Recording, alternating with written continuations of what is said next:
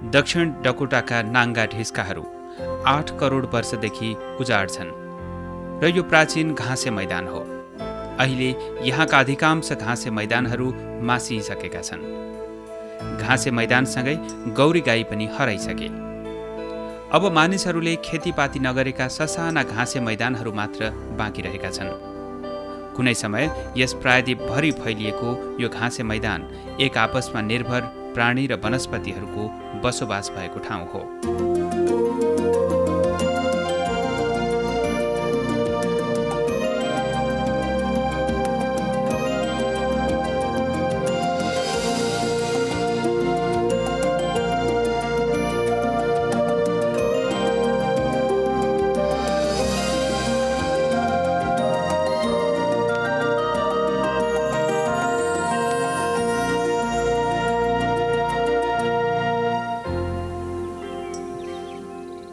दक्षिणी डकोटाको घाँसे मैदान भरि नै यी नाङ्गा ढिस्काहरू प्राकृतिक कालीगढीको नमुनाका रूपमा लस्करै उभिएका छन्।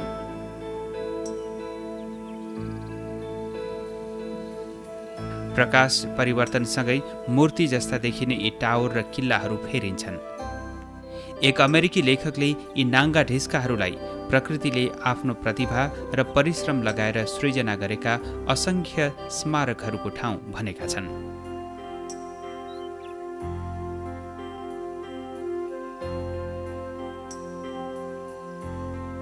यी ढिस्काहरू प्रकृतिका सिर्जना हुन्। हावा, पानी र तुषाराले लाखौं वर्ष लगाएर गेग्रान कुदेर यिनको सिर्जना गरेका हुन्। प्राकृतिक घाँसे मैदानमा घाँसको जति महत्त्व छ, यी नाङ्गा ढिस्काहरूको पनि त्यत्तिकै महत्त्व छ। भूक्षय बिस्तारै उत्तरतिर बढेपछि माथिपट्टिका घाँसे मैदानहरू मासिए। घाँसे मैदानका ठाउँमा गल्छी बने। घाँसे मैदानहरू भूक्षय भएर गल्छी बन्दै जाँदा भूक्षय भएको उक्त माटो नाङ्गा ढिस्काहरू भन्दा तल थुप्रिँदै गयो र घाँसे मैदान विस्तार हुँदै गयो।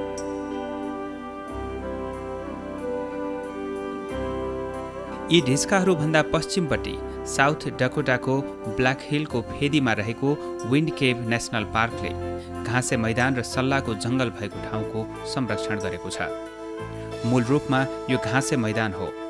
यसका गल्छी र खुल्ला घाँसे मैदानमा यहाँको विशिष्ट वातावरणमा बाँच्ने विभिन्न किसिमका प्राणी र वनस्पतिहरू पाइन्छन्। उत्तर अमेरिकाको घाँसे मैदान वातावरण असाध्यै बिग्रिएका संसारका ठाउँहरूमध्ये एक हो। यो घाँसे मैदान कुनै बेला मध्य अल्बर्टादेखि न्यू मेक्सिकोसम्म र रकी माउन्टेनका साना साना पहाडहरूदेखि ओहायोसम्म फैलिएको थियो। तर अहिले यो घाँसे मैदान ज्यादै थोरै क्षेत्रमा मात्र सीमित भएको छ। आधुनिक कृषिका कारण राष्ट्रिय निकुञ्ज बाहिर बाँकी रहेका घाँसे मैदानहरू समेत विनाश हुने सम्भावना बढिरहेको छ। मानिसहरूले प्रकृतिका कामको नक्कल गर्न वा तिनमा सुधार गर्न सक्दैनन्।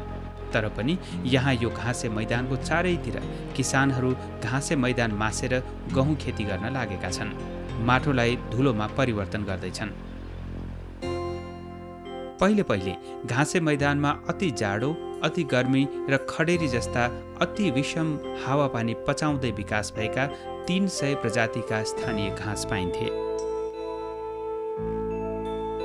यहाँ बसोबास गर्न आएका नयाँ मानिसहरू र मनोरञ्जनका लागि शिकार गर्नेहरूले वन्यजन्तुको शिकार गर्न थाले। उनीहरूले सम्पूर्ण जङ्गली जनावर सखाप पारे। कुनै बेला यहाँ प्रशस्त मात्रामा पाइने धेरै जनावरमध्ये गौरी गाई, प्रेइरी कुकुर, ग्रिजली, ब्वाँसो, बाज, भुइँमा बस्ने लाटोकोसेरो, कालाखुट्टे फेरेट लगायत थोरै जनावरहरू मात्र बाँच्न सफल भए। यहाँभन्दा पश्चिमतिर 3 किसिमका घाँसे मैदानहरू पाइन्थे। पूर्वबाट पश्चिमतर्फ सर्दै जाँदा माटो र आर्द्रता फेरिन्छ। पूर्वमा माटोको सतह बाक्लो छ र आर्द्रता बढी छ। यहाँ अग्लो घाँस पाइन्थ्यो। बसाइ सर्दै आएका मानिसहरू यहाँको मलिलो माटो देखेर लोभिए। घाँसे मैदानको मध्यभागमा लामो र छोटो दुवै प्रकारको घाँस मिश्रित ठाउँ थियो। यहाँको जमिन त्यति धेरै उर्वर थिएन र यहाँ खडेरी पर्न सक्थ्यो। ती मानिसहरू छोटो घाँस भएको क्षेत्रमा बसोबास गर्न थाले। यहाँको हावापानी सुक्खा र माटो पातलो भएकोले यो जमिन खेतीपातीका लागि त्यति उपयुक्त थिएन। यसैले यो ठाउँमा खेती गर्ने उनीहरूको सपना चकनाचुर भयो। मानिसहरूले अति धेरै गौरी गाई मारे। उनीहरूले गौरी गाई बाहेक अति नै सानो जनावर पनि मारे। आजभोलि अमेरिकामा प्रेयरी डग मार्ने अभियान चलेको छ।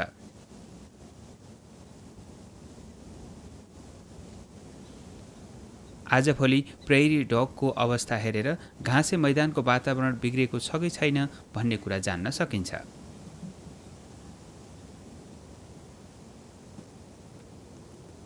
वाइन्ड केभ नेसनल पार्कमा प्रेयरी डगहरूको संरक्षण गरिएको छ। उनीहरूको वासस्थान यो उपत्यका भरि फैलिएको छ।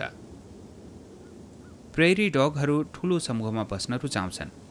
यो शताब्दीको अन्त्यतिर टेक्ससको 25,000 वर्ग माइल क्षेत्रमा प्रेयरी डगहरूको बसोबास थियो भन्ने कथा छ। पशुपालकहरूसँग चरनका लागि प्रतिस्पर्धा सुरु भएकोले प्रेयरी डगहरू असुरक्षित भए। सरकारले पनि प्रेयरी डगलाई निर्मूल गर्ने अभियान सञ्चालन गरेको थियो।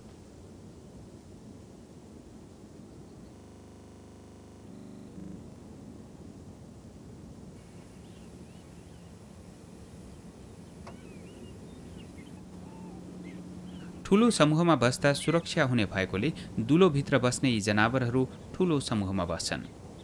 यस्तो सुरक्षालाई कहिलेकाहीँ समूहको स्वार्थी फाइदा पनि भनिन्छ। यस्तो ठूलो समूहमा बस्दा शत्रुले आफूलाई होइन आफ्नो नजिकैको साथीलाई लान सक्ने भएकोले आफू बाँच्ने सम्भावना रहन्छ। उनीहरूको सुरक्षाको एउटै उपाय दुलोभित्र पस्नु हो।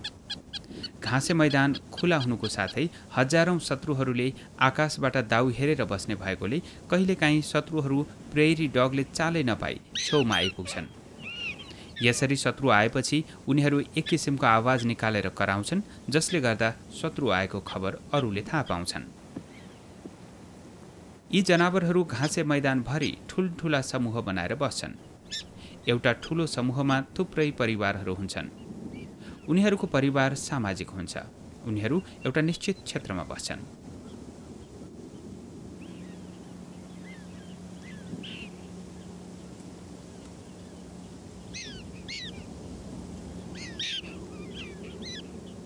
आफ्नो क्षेत्रमा अर्को समूहको प्रेयरी डग आयो भने उनीहरू कराउँछन्।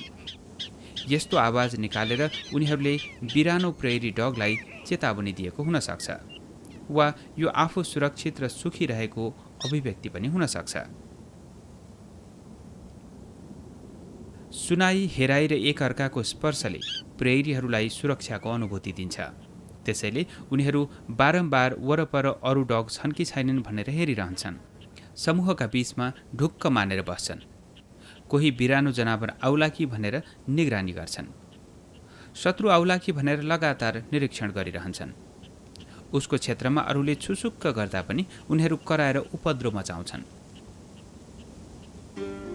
उनीहरूका बीचमा घनिष्ठ पारिवारिक सम्बन्ध आवश्यक छ जस्तो लाग्छ। एक अर्काको रौँ चाटाचाट गर्दा उनीहरूलाई आनन्द आउँछ।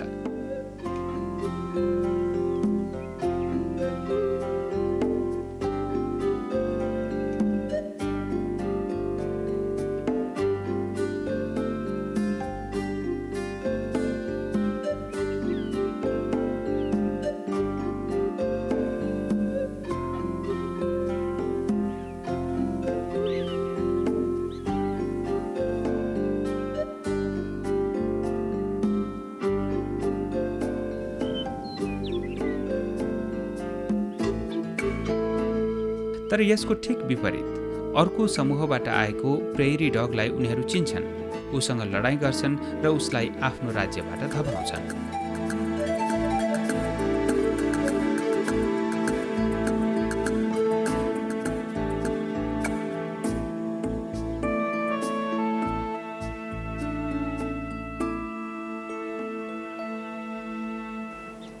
प्रेयरी डगको एउटा समूहको वासस्थान वरिपरि रेखा तान्ने हो र प्रत्येक दुलोमा रातो झण्डा गाड्ने हो भने एउटा समूहको वासस्थान यस्तो देखिन्छ।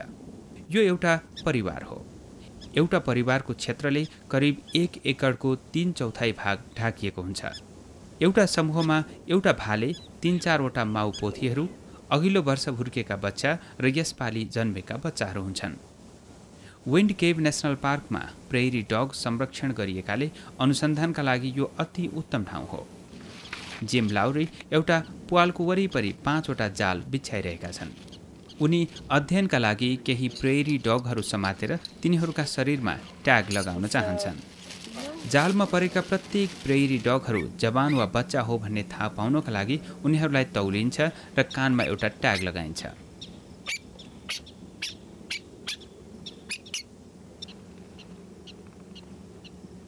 अन्त्यमा यसको जिउमा ठूलो अक्षरले नम्बर लेखिन्छ, जसले गर्दा यसलाई टाढैबाट चिन्न सकिन्छ।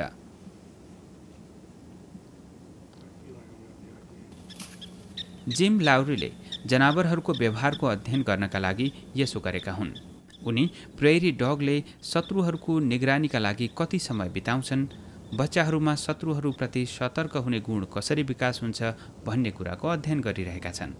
साह्रै साना छँदा बच्चाहरू अधिकांश समय शत्रुबाट सुरक्षित हुने उपाय खोजिरहेका हुन्छन्, तर केही हप्तापछि उनीहरू खानेकुरा खान रुचाउँछन् र बिस्तारै खतरादेखि डराउन छोड्छन्। डाक्टर लाउरी आफ्नो अवलोकन केन्द्रबाट एउटा ल्यापटप कम्प्युटर र दूरबीन लिएर आफूले नम्बर लगाएका प्रेरी डगहरूको व्यवहारको अभिलेख राख्ने गर्छन्। उनी आफ्नो अध्ययन क्षेत्रका प्रायजसो सबै जनावरहरूलाई नम्बरका आधारमा चिन्छन्। अधिकांश समूहहरूमा प्रेरी बस्ने दुलो प्रेरी डगभन्दा धेरै हुन्छ। केही दुलाहरू शत्रुबाट बच्नका लागि तत्काल लुक्नका लागि मात्रै बनाइएका हुन्, तर बच्चा हुर्काउँदै गरेका माउ बाहेक अरू सबै प्रेरीहरू एउटै दुलोमा बस्छन्। दुलो वरिपरि रहेका माटाका ढिस्काले प्रेरी डगको अस्तित्व कायम राख्न ठूलो सहयोग पुर्याएका हुन्छन्। यस्ता ढिस्काले अकस्मात आएको बाढी रोक्छन्। यस्ता ढिस्कामा बसेर शत्रुहरू आए नआएको हेर्न पनि सकिन्छ। काला पुच्छर भएका यी प्रेरीहरू टाढा टाढासम्म देख्न सकिने खुल्ला ठाउँमा बस्न रुचाउँछन्। त्यसैले उनीहरू दुलो वरपरका अग्ला घाँसहरू काटेर होचा बनाउँछन्, वा त्यसैले दुलो वरपरका अग्ला बिरुवाहरू काटिएका हुन्छन्। यस्तो ठाउँबाट सबैतिर देख्न सकिन्छ। जमिनमुनि प्रेरी बस्ने दुलाहरू सिधा तल गएका हुन्छन्। सतहको नजिकै जनावर यताउता चल्न सक्ने गरी एउटा ठाउँ बनाइएको हुन्छ। यस ठाउँमा जनावरहरू बसेर बाहिर खतरा भए नभएको बुझ्ने गर्छन्। त्यसभन्दा मुनि बच्चा हुर्काउने र सुत्ने बस्ने ठाउँ हुन्छ। अधिकांश दुलाहरू एक अर्कासँग जोडिएका हुन्छन्। प्रेरी डगहरू एक अर्कासँग जोडिएका यिनै दुलाहरूबाट छिमेकीसँग कुराकानी गर्छन् र आपत परेका बेला भाग्छन्। दुलोभित्र बाहिरभन्दा चिसो छ। घाम लागेमा बाहिरको तापक्रम 40 डिग्री सेल्सियस छ।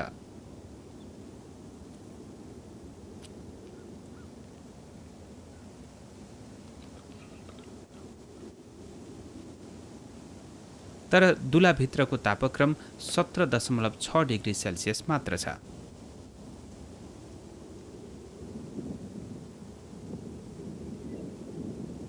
प्रेरी डगहरू शत्रुहरूको निगरानी राख्न र हावापानी खराब भएका बेला सुरक्षित हुन सङ्गठित भएका हुन्छन्। बर्खामा गर्मी हुन्छ, खडेरी पर्न सक्छ। यसका साथै विन्ड केभ नेसनल पार्कमा यस्ता आँधी आउन सक्छन्। यस्तो आँधी आउँदा दुलो वरपरको माटोको ढिस्कोले पानी छेक्न नसकेर दुलोभित्र बाढी पस्न सक्छ।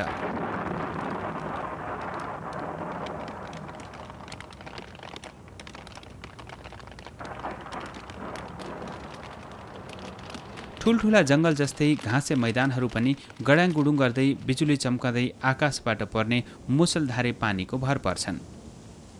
विन्ड केभ नेसनल पार्कमा सल्लाहका रुखहरू जताततै नहुर्काउन् भनेर घाँसे मैदानमा बुटाबुटी र ठुल्ठुला पात हुने बिरुवा नउम्रुन् भनेर मानिसको नियन्त्रणमा डढेलो लगाइन्छ। डढेलो लगाएको 1-2 हप्तापछि नै घाँस पलाउँछ। एकजना अमेरिकी लेखकका अनुसार घाँसे मैदान एक खालको जीव मात्र होइन, यो बिस्तारै विकसित हुँदै गएको अति जटिल जैविक प्रणाली पनि हो। यस्ता मैदान एकपटक विनाश भए भने तिनलाई मानिसले पहिलाको स्थितिमा कहिल्यै पनि ल्याउन सक्दैनन्। घाँसे मैदान र नाङ्गा ठाउँका छेउमा लामो समयदेखि जीवनयापन गरिरहेका रेड इन्डियनहरू आप्रवासीहरूले घाँसे मैदानमा खन्जोत गर्दै, बारबेरा लगाउँदै र वन्यजन्तु विनाश गर्दै मैदानी भागमा अतिक्रमण गरेको देखेर निराश भएका थिए। साउथ डकोटाका ब्याडल्यान्डहरू पार गरेर आएका यी नयाँ बासिन्दाहरू रुख र पानीको खोजी गर्दै हप्तौं हप्ता अगाडि बढिरहे। बफेलो ग्याप हुँदै नाङ्गा ठाउँहरू छोडेर आएका यी नयाँ मानिसहरू अहिलेको विन्ड केभ नेसनल पार्क भएको ठाउँमा आइपुगे। उनीहरूले यो ब्ल्याक हिलमा पानी र रुखको छाहारी दुवै पाए। आजको संयुक्त राज्य अमेरिका र क्यानाडामा पहिले अथाह मात्रामा प्राकृतिक घाँसे मैदान र प्रेयरी डगहरू थिए, तर अहिले साह्रै थोरै मात्र घाँसे मैदान बाँकी छन्। कुनै बेला महाद्वीपभरि फैलिएको यो बृहत इकोसिस्टम हेर्नका लागि हामीले अब राष्ट्रिय निकुञ्ज र मानिसहरूले लेखेका किताबहरूमा भर पर्नु परेको छ।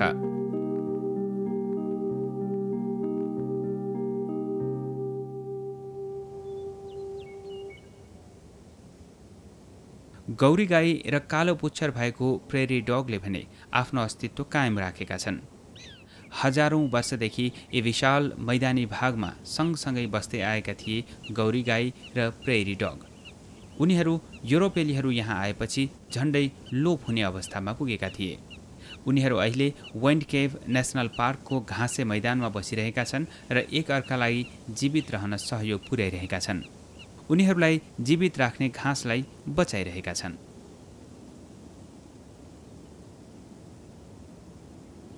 झट्ट हेर्दा यी दुई जनावरहरूको सह अस्तित्व कसरी भएको होला भनेर अनौठो लाग्छ।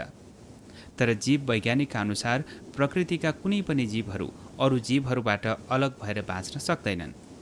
गौरी गाईहरूले प्रेयरी डगहरूका दुलामाथि आएर लडीबुडी गरेर लटपटिएर त्यहाँ अलिअलि गहिरा तर फराकिरा खाडलहरू बनाउँछन्। यो गौरी गाईले प्रेयरी डगलाई पुर्याएको सहयोगको एउटा उदाहरण हो। गौरी गाईले बनाएका यी खाडलहरूमा चिस्यान बस्छ। गौरी गाईको खस्रो रौँ नै रौँ भएको जिउमा अड्केका बिउहरू माटोमा खस्छन् र उम्रिन्छन्। यस प्रकार प्रेयरी डगको दुला बाहिरका ढिस्काहरूमा खाडल पर्छ र त्यस्ता खाडलहरूमा विशेष प्रकारका बोट बिरुवाहरू उम्रिन्छन्। घाँसे मैदानमा लाखौं गौरी गाई डुल्ने भएकाले उनीहरू हिँड्दा जमिनको माटो थिचिन्छ र बिरुवाका जरासम्म हावा र ओस पस्न सक्दैन।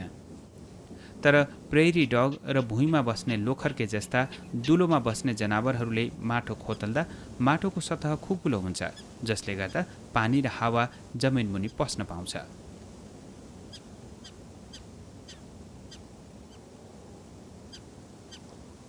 प्रेयरी डगहरूको बस्तीभित्र नयाँ नयाँ घाँसपातहरू उम्रेका छन्। प्रेयरी डगहरू विशेष प्रकारका घाँसपात मन पराउँछन्। प्रेयरी डगहरू चर्दा वा उनीहरूले दुलो बनाउन माटो खोतल्दा होचा घाँस फैलिन्छन्, जुन घाँस गौरी गाईलाई पनि मनपर्छ।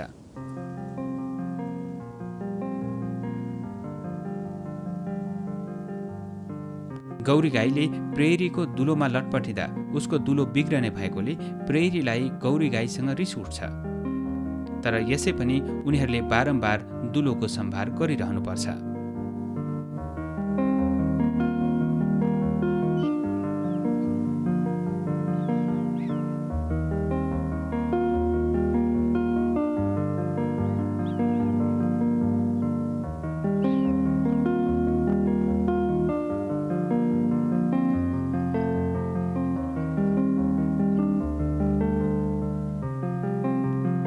मुसलधारे पानी परेपछि माटो नरम हुन्छ।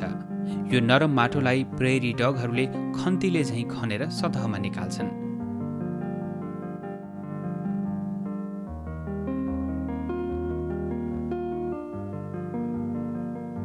आकाशबाट परेको पानीले प्रेयरीले खोतलेर सतहमा निकालेको माटोलाई सम्ब्याउँछ।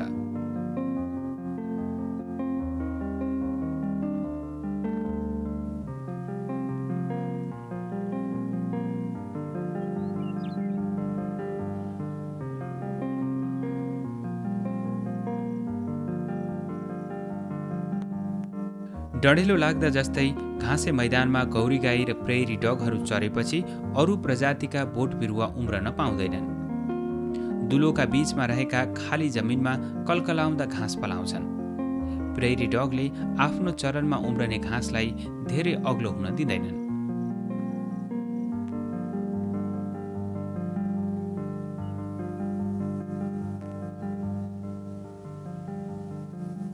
यो प्रेरीहरूको वासस्थान हो। यहाँ माउन्टेन ब्लूबर्ड र अमेरिकन रोबिन जस्ता चराहरूका साथै स्तनधारी जनावरहरू पनि पाइन्छन्। यो चराको सुरिलो गीत जतासुकै सुन्न पाइन्छ। लामो चुच्चो भएका पण्डुब्बी चराहरू यस्ता अग्ला ठाउँमा बच्चा हुर्काउन मन पराउँछन्। उत्तर अमेरिकामा पाइने स्तनधारी जनावरहरूमा सबैभन्दा छिटो दौड्ने स्तनधारी जनावर हरिण यो घाँसे मैदानमा रत्तिएको छ। यिनीहरू सन् 1800 को दशकमा झण्डै लोप भएका थिए। यहाँका किसानहरूले गोफर्स भन्ने गरेका भुइँ लोखर्केहरू पनि दुलाभित्र बस्ने प्राणी हुन्। यिनीहरू ठूला शिकारी चराहरूका आहार हुन्।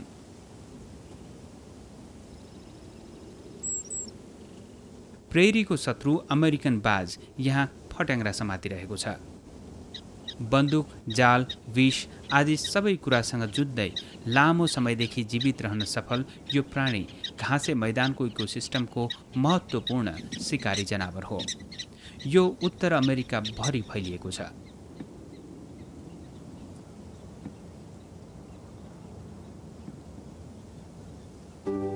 प्रेरी डगको बथानमा शत्रु आएको देख्ने बित्तिकै हल्ला सुरु हुन्छ।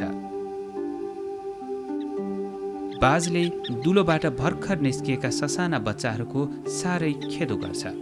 सबै बच्चाहरू एकैचोटि दुलोबाट बाहिर निस्कने भएकोले बाजले शिकार गर्न प्रशस्त बच्चाहरू भेट्छ।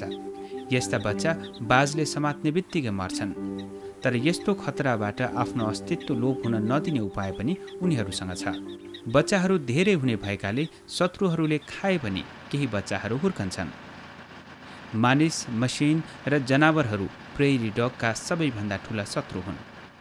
प्राकृतिक घाँसे मैदान विनाश हुने बित्तिकै प्रेरी डग बसोबास गर्ने रोमाञ्चकारी प्राचीन संसार बाँकी रहँदैन।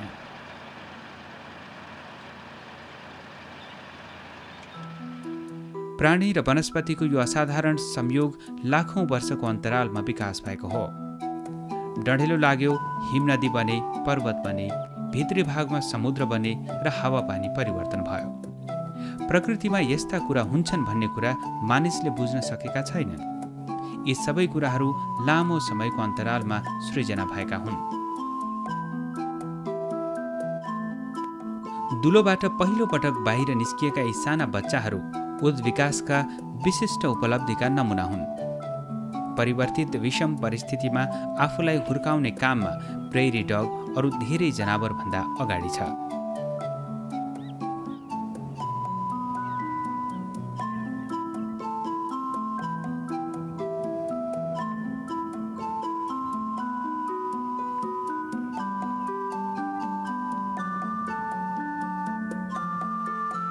आजभोलि वन्यजन्तुकै लागि भनेर छुट्याइएका ठाउँहरूमा मात्र वन्यजन्तुहरू सुरक्षित छन्।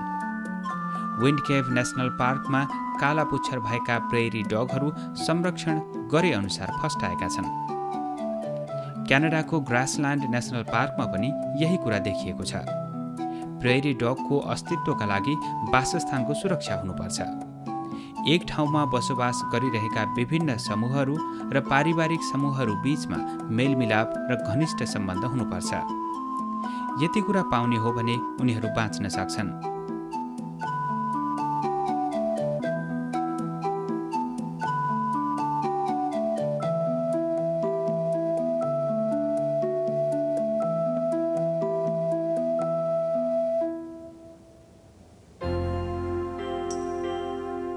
तर राष्ट्रिय निकुञ्ज बाहिर बाँकी रहेको करिब 1% घाँसे मैदानमा पनि खनजोत भइरहेको छ। घुमन्ते शिकारी जीवनशैली भएका, मैदानमा बस्ने रेड इन्डियनहरूभन्दा धेर बढी मात्रामा कृषिमा आधारित जीवनशैली भएका मानिसहरू घाँसे मैदानमा बसोबास गर्न थालेपछि यसको वातावरण तीव्र रूपमा बिग्रियो। नयाँ बासिन्दाहरूले जमिनमा आकाश पातालको अन्तर ल्याइदिए। मानिसले घाँसे मैदान पुनर्निर्माण गर्न सक्दैन। अर्थात् प्रकृतिले सृजना गरे जस्ता सुन्दर घाँसे मैदान मानिसले कहिल्यै बनाउन सक्दैन। मानिसले त जे जति घाँसे मैदानहरू बाँकी छन् तिनीहरूको संरक्षण मात्र गर्न सक्छ।